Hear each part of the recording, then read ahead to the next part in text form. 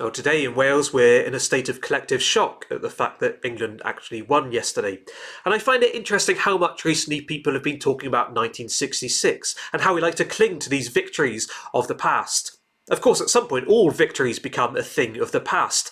England may have won yesterday, but at some point they will lose. And even at a day-to-day level, we know what it looks like to have a great day today and then for things to go wrong tomorrow. All victories at some point become a thing of the past. Except one. In the Bible, the Apostle Paul asks a question. Who shall separate us from the love of Christ? Shall trouble or hardship or persecution or famine or nakedness or danger or sword? And here's the answer he gives us. No. In all these things we are more than conquerors through him who loved us. Words that point us to a victory that Jesus Christ has won for us.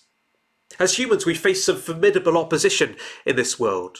We have the reality of evil around us. We have the painful reality of death. And then we have the darkness of our own hearts, what the Bible calls sin.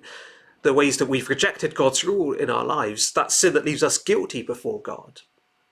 But the Bible shows us how Jesus, God's Son, stepped down from heaven to earth to win a crushing victory over all of that darkness. To win a victory for all of his people, those who trust in him. A victory that he won by dying on the cross, dying for our sin, so that sin will no longer be held against us by God, but forgiven. And then having died, he rose victorious over death, so that physical death is no longer the end of the story, but we can have eternal life in Jesus. And this Jesus is still alive, he's alive forever. So he can lead us safely through all of the darkness of this world now into that eternal rest.